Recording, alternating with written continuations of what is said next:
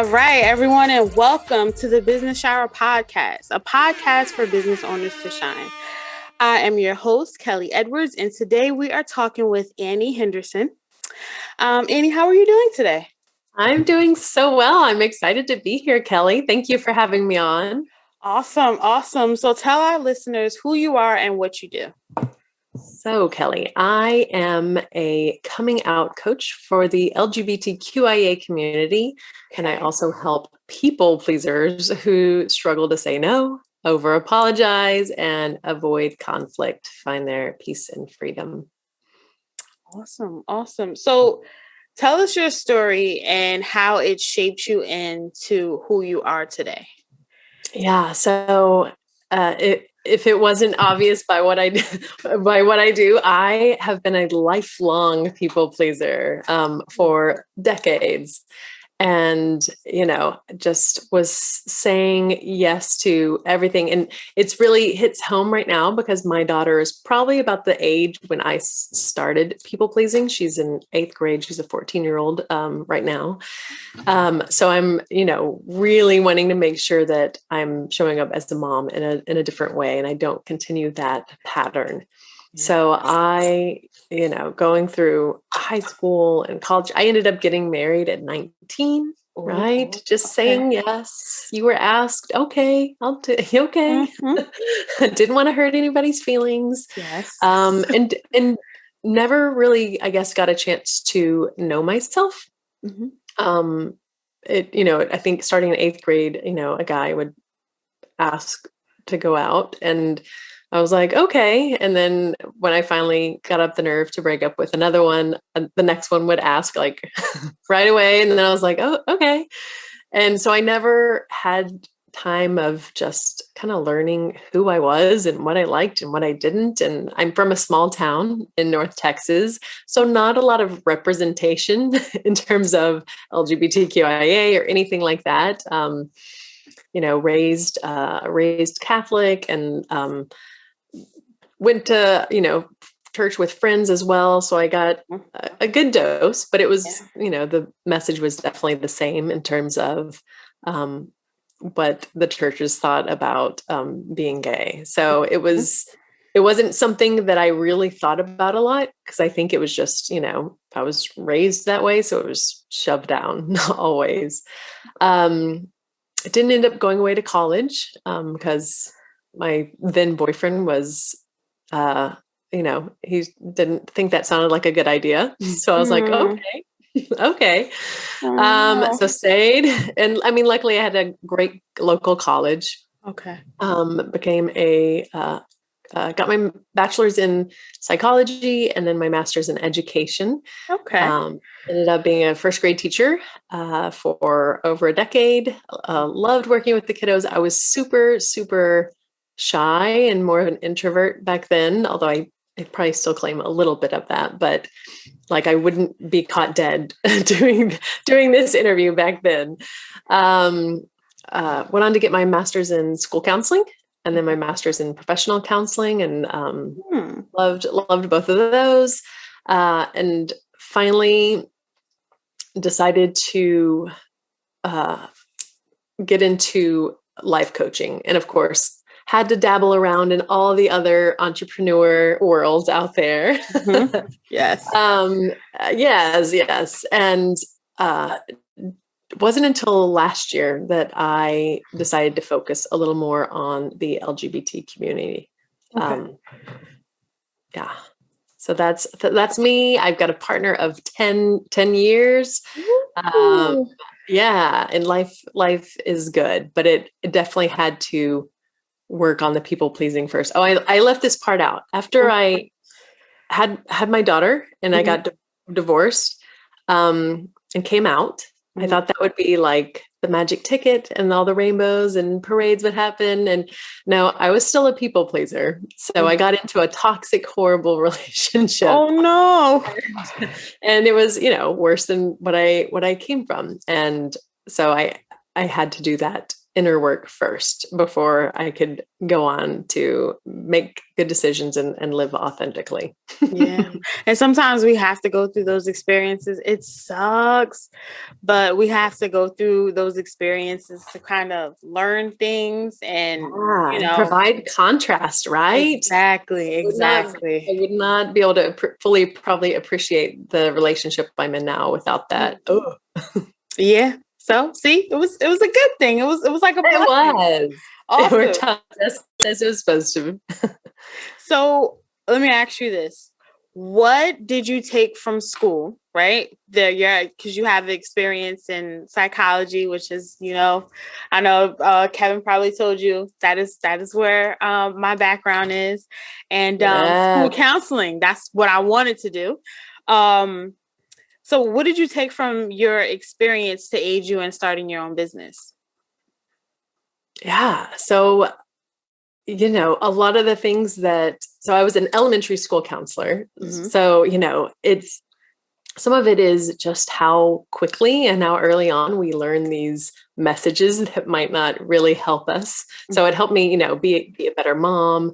And also, sometimes we preach something and we don't always practice it. Mm-hmm. And I think with my counseling, right? And when I was early on, I was consuming, not necessarily applying. Mm-hmm. And, I really feel like things shifted once I jumped into the entrepreneur space, because as you probably know, the focus on mindset is huge. Yes. And how important that is. So if you're not taking a good old dose of your own medicine, or, talking to, like today, I talked to a coach myself. Mm-hmm. Because you got to keep doing the work. There's no place of, all right, I've checked that box. I've gotten a little bit of self-care and mental health. No. keep it going. Exactly. Absolutely. Okay. So see, I love that. So you actually dropped a little tidbit for entrepreneurs out there. Even though, you are a life coach and you're established, you still seek, like, I want to say, a mentor and someone to help you work on your mental. And I love that. Yeah, we always have those blinders on in certain areas. Yes. Right? Yes, always. Yeah. So it's nice to, it's kind of like my mom has always, been the provider and cooked all the amazing meals. Mm-hmm. So for her to have us make a meal for her, it's kind of like with, coaching or any other thing where, I'm going to take a break and actually get a dose of my own medicine from someone else. And it's amazing what we can miss. Yeah. So it's always good to get more help, right? We can never grow enough. Exactly. Okay. So what is the biggest pain point you've been dealing with these days with COVID? I know we're almost in the clear. Well, I hope we're almost in the clear. Mm-hmm. But what are some challenges that you first experienced when the pandemic first hit, and some things that's kind of still going on? Yeah. So when it first hit, I had a mixture of online clients, mm-hmm. and then since I still knew a lot of people in the education world, I still had some younger clients as well that would come to my house, and we might had a kindergarten kiddo that we would have sessions in the backyard or upstairs, and then some adolescents and teenagers, and that shifted right away. I can't imagine trying to coach or counsel or work with a kindergartner on Zoom. That was I still do it. It is difficult. It's so difficult, but I manage it. Bless you. So it did make me think about, who, even though I love the little ones,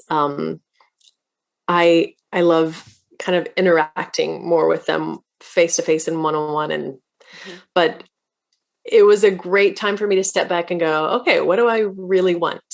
I do love seeing people virtually, especially, I'm in Texas. I have some clients in the deep South where, they might not have access to a supportive community when it comes to the LGBTQIA community. So being able to, dip in and reach out to those communities where they might not have family support or a local coach or counselor that they can see. I love being able to do that. So I stepped out of working with the little ones, and now, no, I lied. I still have a elementary school kiddo. So I think right now I have one in every decade. I'm covering them all. Awesome. Okay. So I guess the biggest pain point, you said that you dealt with is kind of like you wanted to, you knew that this wasn't the space you wanted to be in, per se? Yeah. So that initial shift. Yeah. Okay. Provided a little, I had to kind of step back and look at it. I admit it wasn't a huge pain point. I've been very blessed. I've, everyone's that it's in my family have been healthy. Awesome. Business has actually picked up. Yes. I feel like everyone in the mental health world, like there's even more people. COVID just kind of magnified issues that were already going on. And so I can I ask you a question real quick? Yes, you can. Are you on TikTok? I am on TikTok. That is my thing. Right? Yes. I love connecting with my people on TikTok. Yes. Like it's just, for some reason, it seems more real and authentic and in the moment. It does. I was speaking about TikTok today, and I'm like, I could just, scroll on TikTok for hours. Yes. Saving little videos. I'm like, oh, I'm going to do this one. I'm going to do this one. So, yeah. It's a fun place. Yes. Although I don't let my kid on there yet. Okay. Well, listen, we'll share TikToks after the interview, but I want to ask you another question. So 3 people who inspired you. Ooh, okay. So Brene Brown. Okay. Are you familiar with Brene? Mm-mm. Oh my God. You're gonna have to talk about tell us about you said Brene, right? Brene Brown. So she's in Houston. She has a TED Talk. I think her Netflix special might still be out. She has a podcast, all the good stuff. But she talks about shame and vulnerability. Okay. And how, being able to talk and speak about your shame, right? Shining that light on it. Yeah. Helps destroy it and bring to light. Anyway, definitely, if you haven't heard of her, check her out. Okay. I definitely reference her and all the time. All of her books are great. She reads them herself on Audible. Okay. Oh gosh, who else? Do admire, and I don't remember how you phrased the question, so now I might be going off, but no, the people that influenced you. Influenced me. Okay. I guess in the LGBTQIA world, Ellen and her show, and just making it to where she was a great representative that I felt like everyone could love and relate to, and made it to where, gay people aren't so scary. They're not all that bad. Yes, and she's hilarious too. Yes. So, so Ellen. Gosh, now I'm down to that one left. So I'm like, I'm going to go with an author. This is a book I have all my clients read, and it's Don Miguel Ruiz, and he's the author of The 4 Agreements. Oh my God. I had to read. Okay, let me tell you about this book. Let's hear. I had to read it my sophomore year at Kane. And I didn't want to at first, but I'm glad I did. Yeah, it's a pretty small book. Yeah. But it's one of those that you could probably read every year and be like, oh, I forgot this part. Mm-hmm. I already read it with my kiddo because I'm like, we're going to start you young. You don't have to have all this drama that everyone else has. Mm-hmm. It's a great, great book. Okay. Awesome. All right. Couple more questions. So in those difficult moments, how do you continue and are able to move forward? Like, how do you keep yourself motivated when you don't feel like coaching today? Because I know we all have those days where, like, you know what, I don't feel like podcasting, I don't feel like coaching. I just want to lay around and watch TV. How do you keep yourself motivated? Yeah, well, sometimes I just give myself some grace and I watch that TV. Exactly. And I make sure to start my day with intention and the right mindset. And I think that's huge, right? When I take my eyes off my flower garden out there, the weeds come in quick and will take over all the good stuff. So if I'm not mindful of it, of my mindset and, listening to good music that pumps me up, or listening to some great motivational people on YouTube or podcasts like this one, then it's easy to get into the world of complaining and negativity and the news, right? So keeping in line and on the right path. And if you get off, that's fine. Grace, and then hop back on. Exactly. I just told a friend that too. I was just like, listen, sometimes we need a break. Yeah. Take a break, shut it down, reorganize, open it back up, and keep it moving. So there you go. You're so wise. You're so wise. I love it. I try to be. Okay. So what is the most important thing you learned in life? All right. So this is a one of those whammies. So the most important thing you learned in life. What was your life before you learned it, and what was your life after you learned it? Ooh, such a huge question. I know. All right, so I'm gonna have to just borrow one from the 4 agreements, and one of the agreements is don't take things personally. Right? I'm still learning that.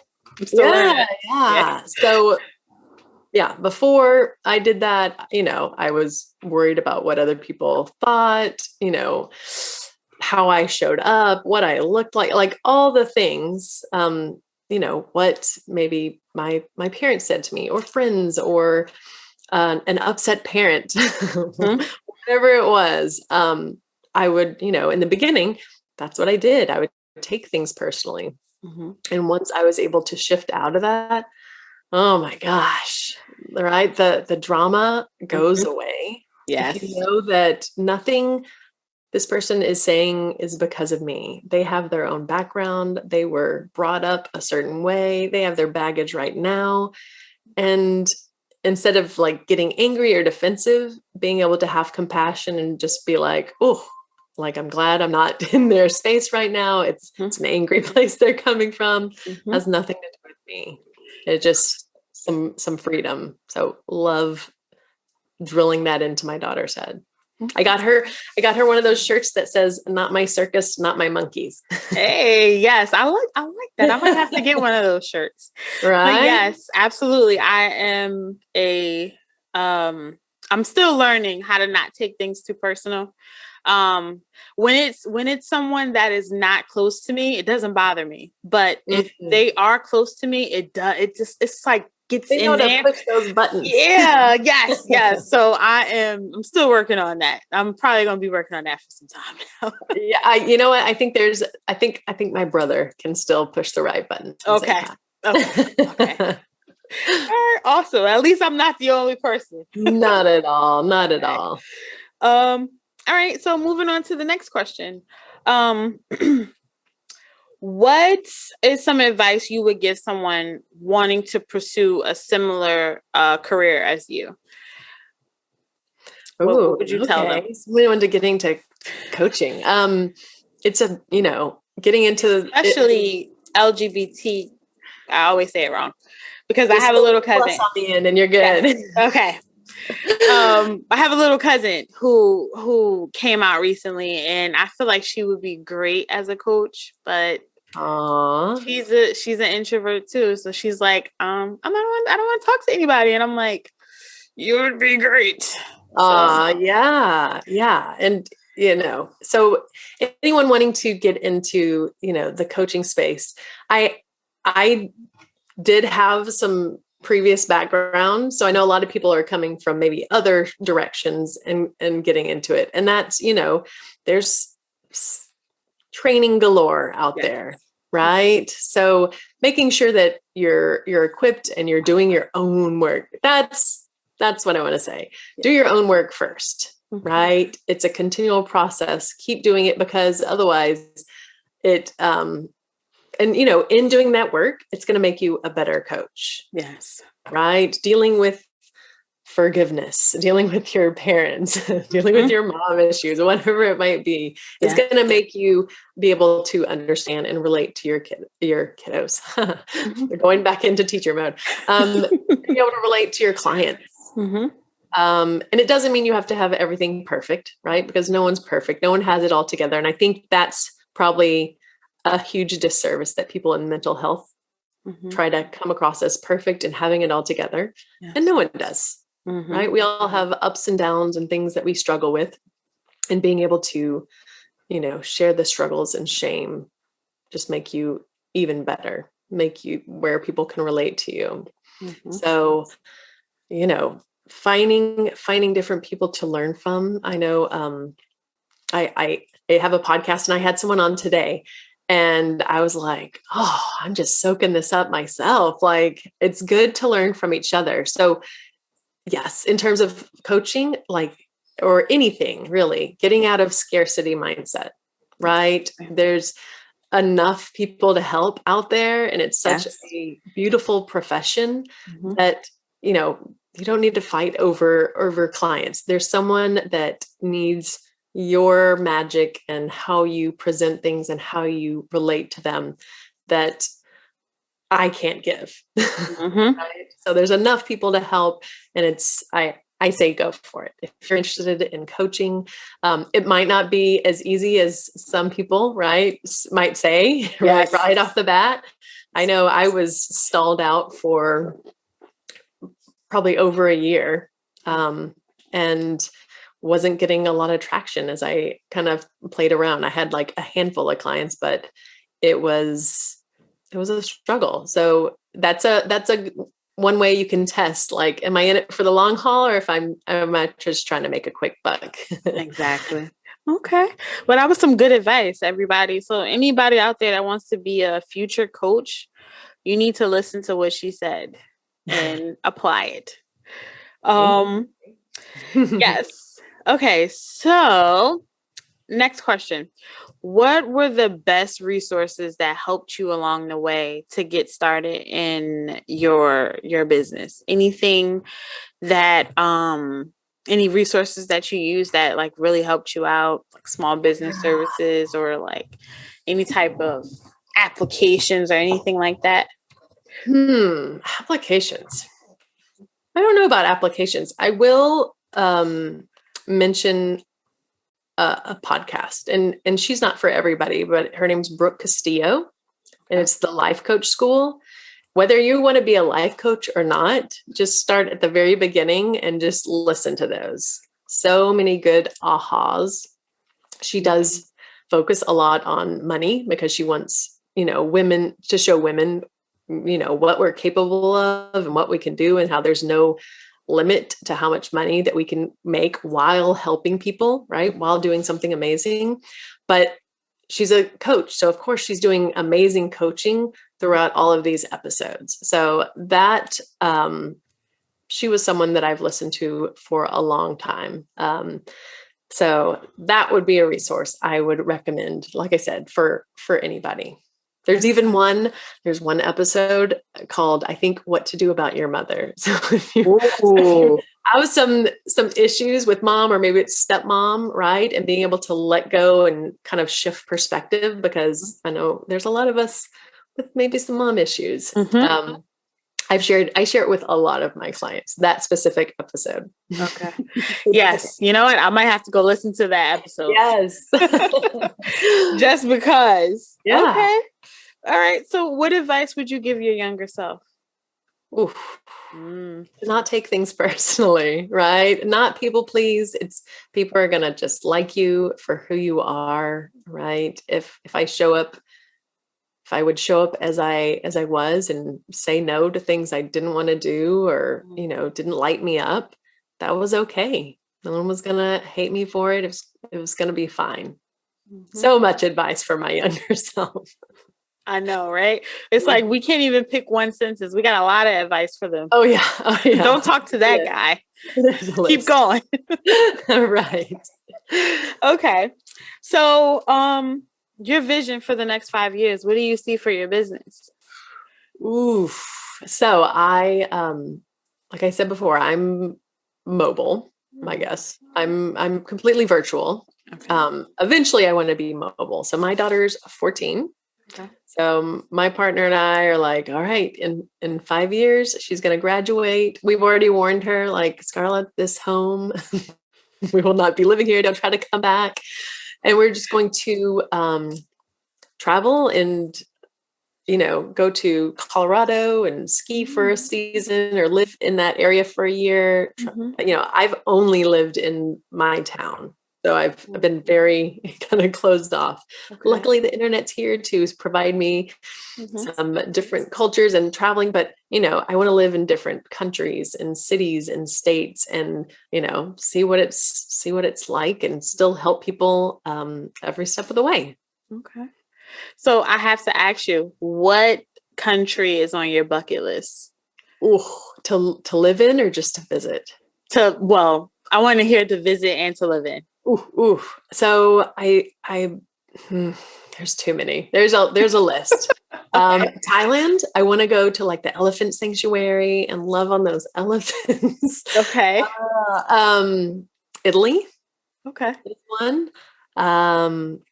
Basically all of them. I would love to go to definitely like every continent, even the cold ones, and just experience it all. Okay. Awesome. So that was big. No, it wasn't, because I'm gonna say Thailand is on my bucket list too, because it just looks so. I don't want to go to see the elephants or anything like that. I want to go straight to the beach. Yeah, I'm sorry. Yeah. I'm a beach bum, so take me straight to the beach. Massages on the beach. Yes, that's where I want to be. I want to be able to see the fish swim up in the water. Oh, yes. Yes. Okay. So this is our signature question. This is the question we ask everyone that comes on the podcast. So, what is something unique that no one knows about you or your business that you would love to disclose here on the Business Shower podcast? Oh gosh, no one knows. I feel like I'm more of an open book now, so I feel like everyone knows everything. Gosh, your questions are good but tricky. Okay. They make you think. They do. So this is like the only thing no one knows, because I was talking, like I said, to a coach today, and he was talking about relationships, and he was like, oh, how have the 10 years been? And I was like, so easy. And he was like, that's what should be what you talk about and share. Like, life can be easy. Like, you should be easy life Coach Annie. I was like, oh, interesting. Like, I'll have to think about that. So that is something I do want to share, that, like, I have a teenager. Having a teenager doesn't have to be hard, right? Being in a relationship, it doesn't have, I don't think we've had a fight in years. Like, it can be easy. And a lot of times we just look at others, or we look at how we were raised, and you're like, no, it has to be like, it's normal to fight. It's normal to do this. And sometimes we just have to go, but can it be better? Mm-hmm. And it can be. You're absolutely right. Okay. So as we wrap up, do you have any questions for me? Ooh, tell me all the questions you ask me. I'm so excited. What's your favorite book right now? Favorite book. Or of all time? 48 Powers of Law. Am I saying it right? 48 Powers of Law? Yes. That is my favorite book. I was actually just looking at it a couple minutes ago. I've never even heard of it. Who's it by? That's a good question. Where is it? Let me get it. Hold on. Because I was just looking at it. Yes, please.